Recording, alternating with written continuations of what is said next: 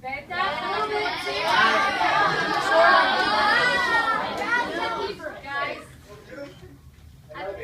אנחנו רוצים קצת לדבר בעברית ואחר כך נעבור לאנגלית. אוקיי, אז אם אתה יכול בבקשה לספר לנו קצת על עצמך. אנחנו תלמידים בכיתה ז', נכון?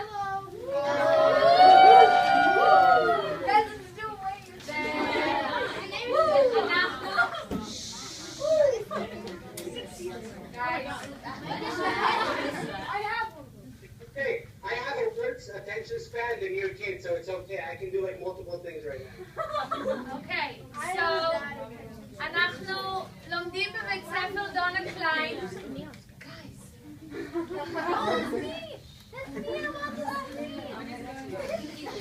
אוקיי, יפתח.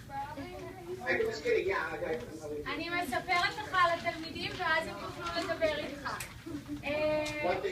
אנחנו תלמידים בכיתה ז' וכל שנה בכיתה ז' אנחנו מכינים את טקס יום הזיכרון, והשנה בחרנו לשיר את השיר מליון כוכבים, ואנחנו רוצים בבקשה that you'll give us some background on the song and all the information that you can, and then we'll ask you questions. Okay, no problem. Okay. Everybody's heard this song, I presume? Yeah. You guys like it? Yeah. Beautiful.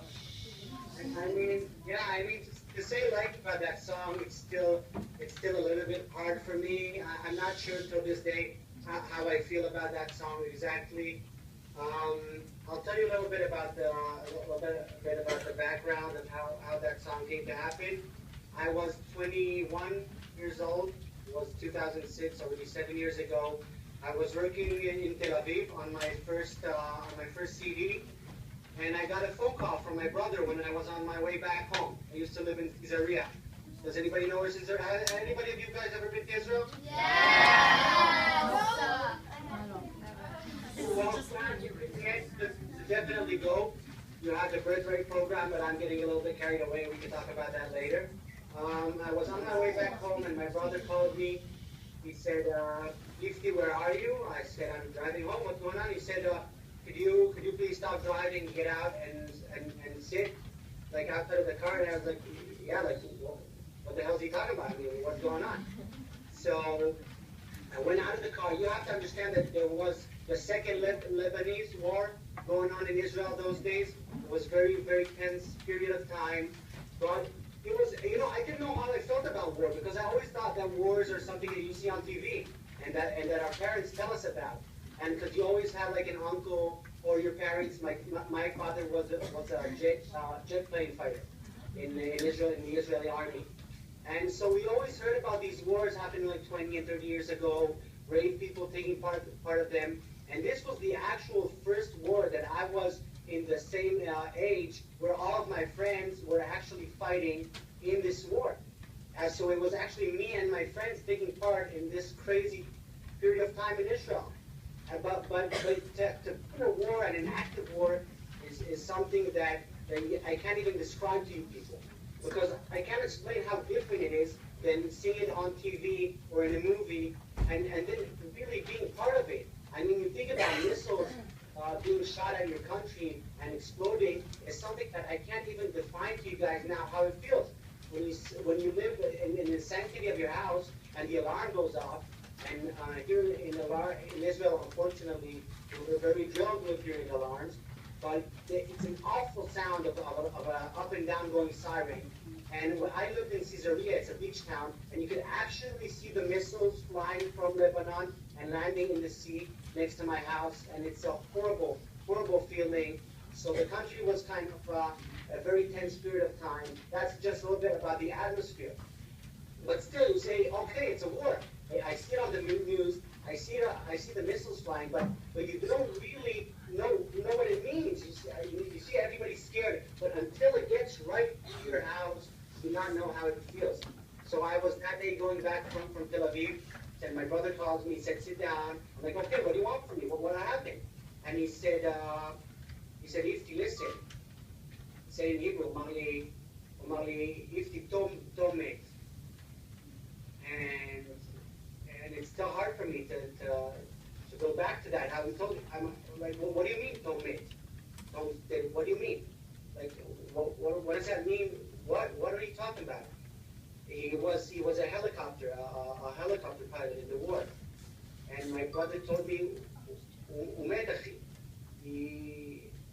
I don't know what to tell you guys. It's hard for, he said, I'm like, what does that even mean? What do you mean? What does that mean? What do you mean he's dead? He's our friend. I saw him 3 days ago. He was at our house. We had a barbecue. We were, they gave him a break from the barbecue. Well, it was a Saturday afternoon. It was his birthday. And what do you mean? He's dead? How does that happen? And he started crying. He just said, come back to Kaisaria. We're going to his house. I don't know. And I remember I just collapsed on the floor in the middle of Tel Aviv. I said, okay, I have to get home. I have to see my family. Tom's family, my friend, were very close to my family. We grew up together. His younger sister Amit, who actually sings this song, Million Stars That We Know, was a very good friend of mine since birth. And so I got into this car. I tried to start to comprehend what he was talking about, that one of our best friends in the world is dead. And what does that even mean? I thought people die in wars and movies. What does that mean, that one of my best friends from high school is dead now? What do you do with that information? How do you grasp it? So I started driving to Kaisaria, and all I could think about in those minutes were what I was going to say, what I was going to tell Amit when I see her. Because I've known Amit, Tom's younger sister, since she was a baby. And we grew up together, and you can't really grasp the fact that Tom is gone. But I started thinking about what am I going to say to her when I walk into her house and her brother is dead now. What do you do? What do you say? What do you say? I'm sorry? You cry? You hug her? I was so embarrassed. I didn't know what you do in that point. It was the first time in my life I've ever been in this situation. So I'm driving to their house, and I'm thinking, God, what can I do to help these people? You feel so powerless, because his death is, you don't grasp it at the same moment, but it's so infinite and it's so obsolete. That's it. You know that it's done, and you don't know what to do about it. So I said, I don't know, I felt bad about myself. I felt kind of embarrassed that I didn't know what to do about it. So I was driving all the way to Kaisaria, and I thought, if I were a builder, then I would help them build a coffin or something. Or if I were a painter, I would help them draw a picture of Tom. But I just felt this urge to do something for them, because they just suffered this tremendous loss. And what am I going to do? Just walk into their house and do nothing? I mean, it's so final, his death. So I walked into their house. I went straight downstairs to Amit's room. She lived downstairs. I walked into her room. I gave her a huge hug. There were people in her room, and they left us, just the both of us, because we were childhood friends. And I looked at her, and I did not know what to say. I mean, what do you say? I mean, it's just so crazy. I can't explain to you guys what it feels like to have one of your friends for 20-something years just die in a war. Like, what is that? How does this happen? So I'm looking at her, and I said, I don't know how I had the nerve or the guts to say this, but I just told her, I said, Amit, do you care if I write something for Tom? I mean, I told her, I'm sorry for even saying this, and maybe this is out of my way, but I don't know how to do anything else. I mean, I'm so sorry. I wish I could do something for you guys, but I don't know how to do anything else but writing songs and music. So maybe this is stupid, and I'm sorry if this is out of place and out of line, but can I please write something for Tom? And she looked at me, she was in shock. I mean, I don't even know why I said that. She just lost her brother. And she looked at me and she was like, yeah, do it. She didn't even give it some thought, because it was like, just this tremendous loss she just suffered, and me just walking into their house being like, can I write something for you guys? So she was like, yeah, write it. And then we cried. So I went to my house. My parents were there, everybody, and I told them, guys, I'm sorry, I just want to go up to my room. I feel like I have to do something for Tom. And I went up to my room, and 5 minutes afterwards, I came down with the song that you know as A Million Stars in Hebrew, Melion Kochavim. And I walked to my parents and I said, listen, Mom and Dad, I'm so sorry for this, but can you please come up to my room for a second? I want you to listen to something I wrote for Tom. And you guys have to understand that I felt so stupid. I mean, who am I to even have the audacity to write something about our best friend that just died? But I felt compelled to do it. I couldn't not do it. So I called them up. I sang them the song, and they just collapsed in tears and cried. And I asked them, do you think it would be okay for me to go to their house and ask and let them hear this? And they said okay. So I drove to my friend's studio, and in half an hour we had it on tape. We had the playback, the orchestra, all the music done. I sang the song for her like as a guide, and I took her to her house. And I went down there again, and I told her, Amit, I have something. I don't know how you're going to feel about this, but this is my gift for you. This is all I know how to do. If you would please listen to this and just tell me how you feel about it. And she heard the song for the first time. She started crying, and we hugged for like half an hour. And she said that it was the most amazing thing she's ever heard in her life. And I told her it's for you. It's a gift. I mean, do whatever you want with it. This is the only thing I know how to do right now for Tom, to keep him alive in some way. And that's it. And we left it like that, because the funeral was the next morning. And then she was in a really terrible mood. I mean, I can't describe to you guys how depressed she was, obviously, because of this situation. And I decided that the funeral was the noon of the next day. So the next day morning, Amit's mother called me up, Anat's Phalka, she's Tom's mom. So she calls me in the morning and she says, listen, Amit is just in a terrible place. She's really suffering. Would you mind coming over and taking her out of the house for a little bit, just for a walk, so she can get refreshed a little bit? So I said, okay. I went to her house. I picked her up and I said, Amit, would you mind coming with me to the studio and trying to record this song? I mean, anyway, I just want to, you try to make her think even for a second about something else. I mean, take her out of this traumatic state even for a second. So she agreed to come with me to the studio. I opened the mic, and the first time she's ever sang the song is the recording that you guys know of the song. We've only recorded the song once, and we didn't even cut in the middle. She just got into the studio one time for 3 minutes. She sang the song from the beginning till the end one time. And it was amazing. It was breathtaking. You could feel how she relates to it in the second. I mean, it was magical for me what happened. I don't know if you guys know a little bit about how music is recorded, but it never happens like that. It never happens that you have a one take in the studio for the first time the singer has actually heard the song. And so she went into the studio for 3 minutes, she recorded it, and she had to rush back home to the funeral. And I had to stay just to fix like the orchestra around it. So I told her, just go, because you can't be late for the funeral. I'll come by 10 minutes afterwards. I stayed at the studio, I printed the song on a CD, and I drove to the funeral 15 minutes after her. And I was actually late to Tom's funeral. And I ended up being late to the funeral. I walk in like several minutes after it started. There was like 1,000 people there in the Caesarea military, how do you call it?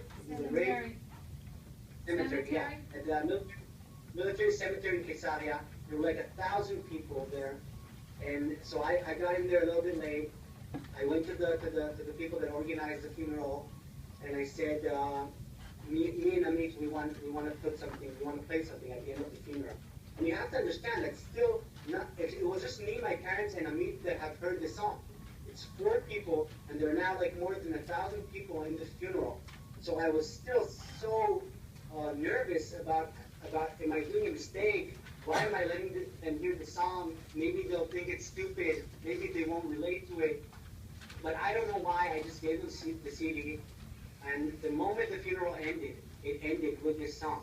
And I even hadn't had the chance to hear it before. So the first time I heard it finish was at Tom's funeral with 1,000 and something people around. And everybody was just in shock from how much of relativeness this had to everybody's life at that point.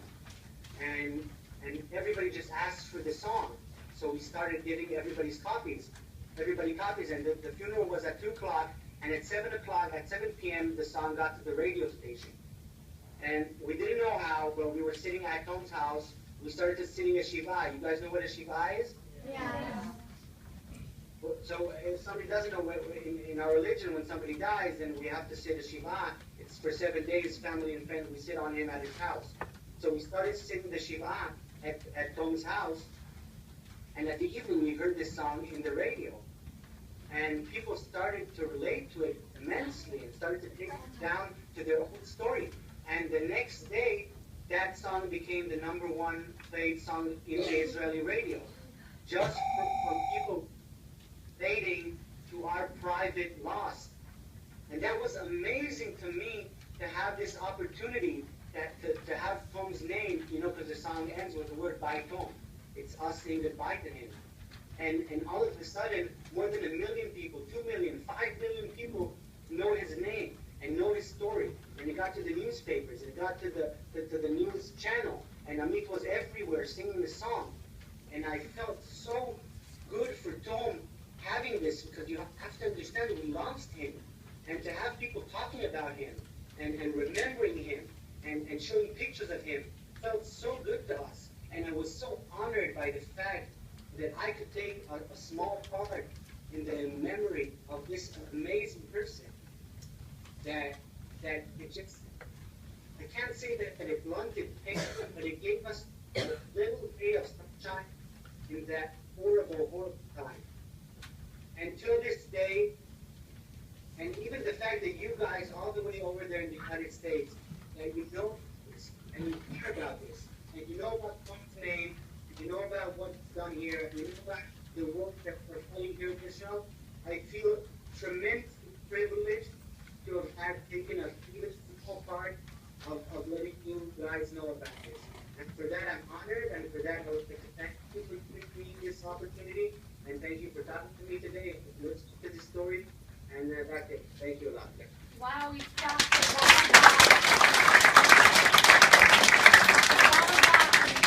אנחנו רוצים לשיר לך את השיר עכשיו, אם לא אכפת לך, ואחר כך אנחנו נשאל אותך כמה שאלות. סליחה.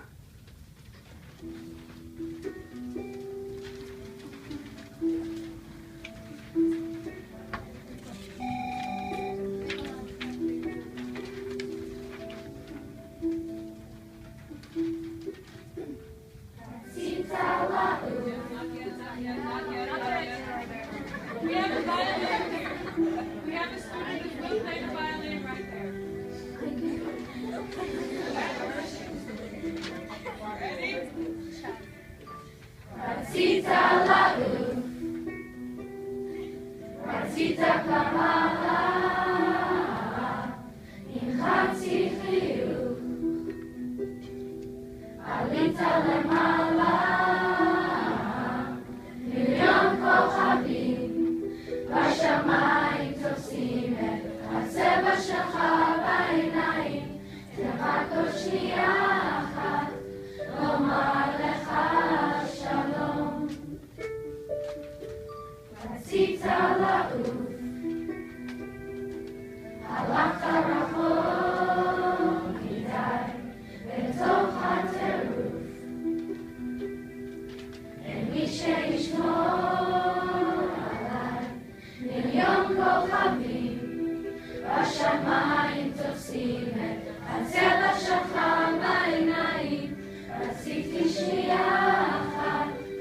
לומר לך שלום. אני רציתי לשיר, אתה הרמת גיטרה, מלאך מנגן, לי עכשיו הטיטה נשארה. מליון כוכבים והשמיים תופסים את הצבע שלך בעיניים. רציתי לשיר לך, לומר לך שלום. רציתי שנייה אחת לומר לך שלום. זה רק עוד שנייה אחת לומר לך שלום. You guys are awesome.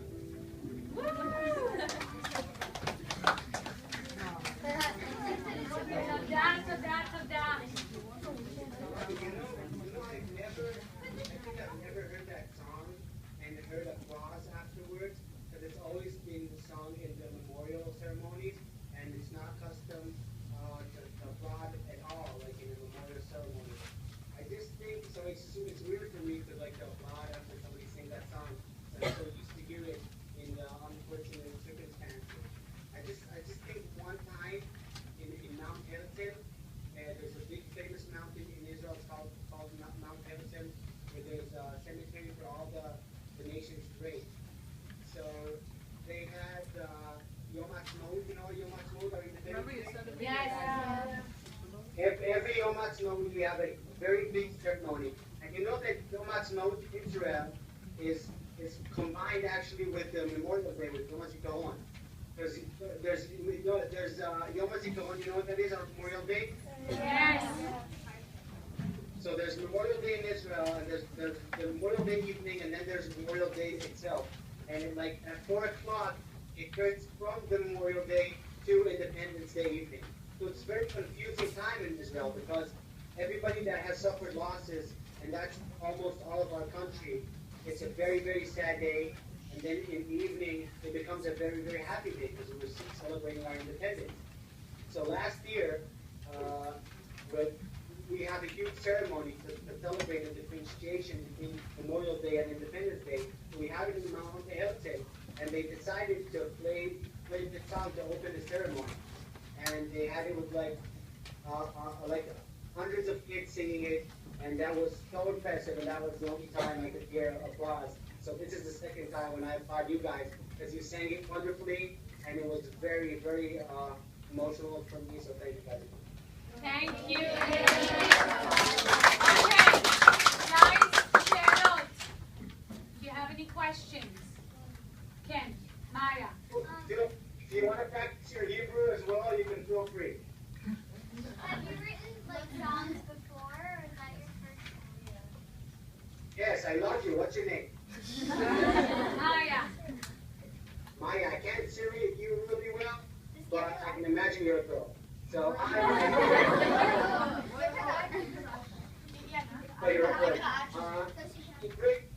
actually, I've written a couple before and after. I've released TV in Israel, and the thing about A Million Stars is that I'm just about to get my career to sing with songs that I wrote when the Lebanon war started. And they just took off all my music skills from me to the wartime.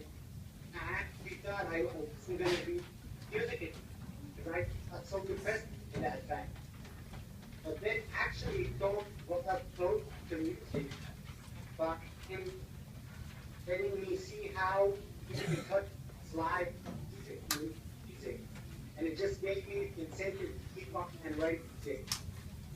So I have a CD that I used in 2007, and have several songs. I have like 5, 6, or 7 music videos, and I've written some songs for other people as well. If you look, Yfti, it's Krazner, K-E-R-Z-N-E-R. You can find my YouTube channel, and I have a lot of my videos there. I hope like if you like these, getting shout out on Facebook, like, and I hope you enjoy the rest of my meeting as well. So I hope that answers your question, Mama. Yes, thank you. Marcy. Okay, so was it like your goal, or was it unexpected that it became like really popular? That song is Unexpected. Yes, that song, מליון כוכבים. okay. If you're relating to Melion Kochavim, it was entirely unexpected. I wasn't even thinking, dreaming of the possibility that other people would relate in that way to my personal pain. You have to understand that that song was my personal feelings and emotion because I was thinking about Amit. All I can think about since they told me he died was how Amit feels. And that song was my most private and personal feelings about it.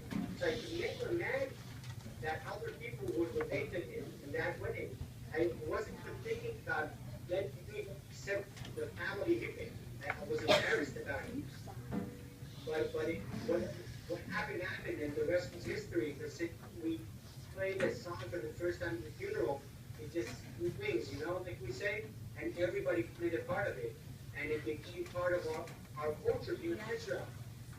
And surprisingly enough, in the United States, you guys can relate to the song and relate to our situation. And that's amazing. So no, this was really unexpected and very humbling and flattering that I could have this opportunity to write the song and for it to become such a part of our cultural history in the country. So that, Ali. Is being a musician your only job, or do you have other jobs? Or is it Amazing. your Love that question. I have to tell you guys something. I used to the TV channel, TV children's channel. You got Nickelodeon? Yes. So I used to host on the Israeli children's channel for years. So I had a TV show. So I was very famous, proud around your guys' ages, and I used to date this actress from my TV show as well. So I'm really used to when I talk to kids your age, usually used to because I was like, what's going on with you? And no, she was Don. That's my girlfriend's name. So I'm really pleased that nobody's asking me about refreshing. That you guys are actually asking questions and not our questions. So I used to be on TV. I used to have a TV show, but then I kind of quit show business because I went to law school, and I just finished law school 2 weeks ago. Wow.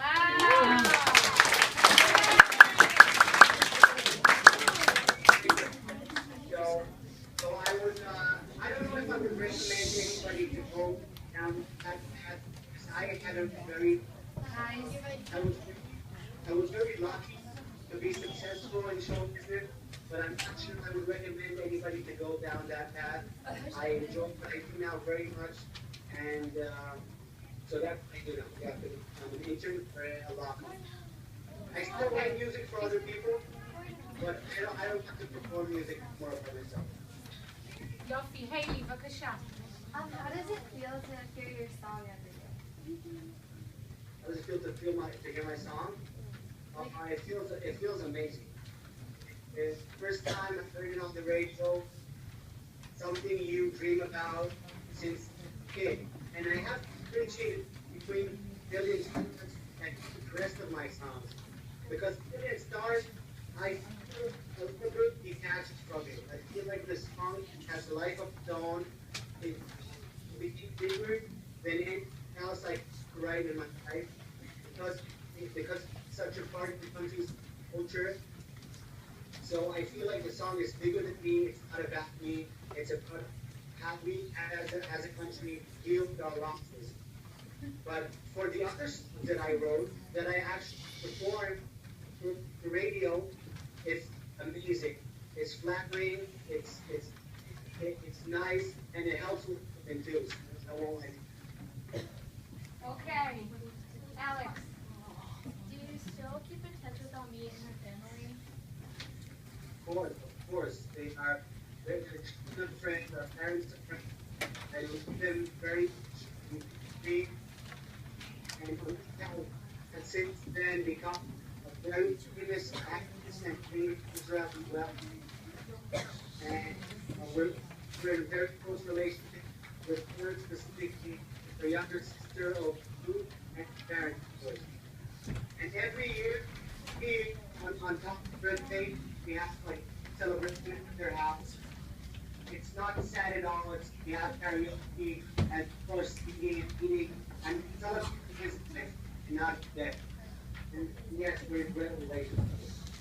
Okay, Yossi, and one last question. I have two questions. If that's okay. One, so how has your life changed since you've made that song? How, in what way has your life changed? The answer would be tremendous. Because, first of all, it gave me a recognition as a songwriter more. And it kind of changed the whole aspect. You know, I'll answer that in two ways. One, I feel much more related to our culture and history. First, because of the loss of Dona. And second, I had this opportunity to take part in this amazing journey that this song is through. Second is because just when you get famous, it just changes your life. That's a big conversation about how you become well known and that how you feel about life, how people and to relate to you. But everything was just very emotionally gratifying. So many people relate to this and felt the need to talk to me. They felt to know me. They felt like they had the possibility to talk to me about the thing, to share their story with me. It's just amazing that I could do our life. Okay, and last question. Last question, Hannah. How is your English so perfect? I love you, hon. I used to watch a lot of TV. You know, this parents still don't watch too much TV, so I guess they're wrong, right? So you recommend we watch a lot of TV? Yeah. It's a really I don't want to be the guy that's. I mean, I should tell you guys things too, right? Stuff like that. Those are wrong. Okay, so we want to tell you.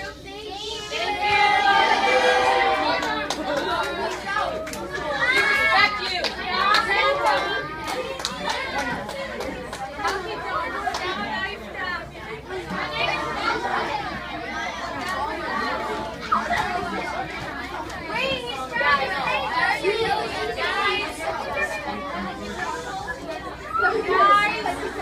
He's trying to say something.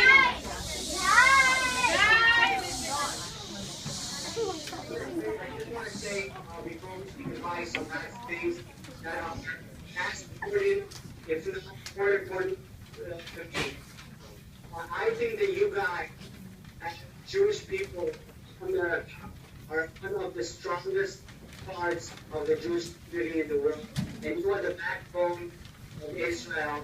And just, I want to stress more the relationship of the people between Israel and America, because I think it's only for the survival of our people and our country.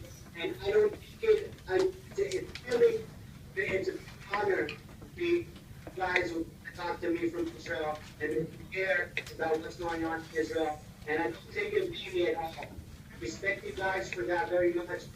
And I hope you live your whole life being proud of the fact that you're Jewish, and I hope that you relate to the religion like we do. And they come visit us in Israel because it's a great country, and we're all religion by God, so we're all brothers. So I thank you guys for giving me the opportunity. I love you, honestly, and thank you.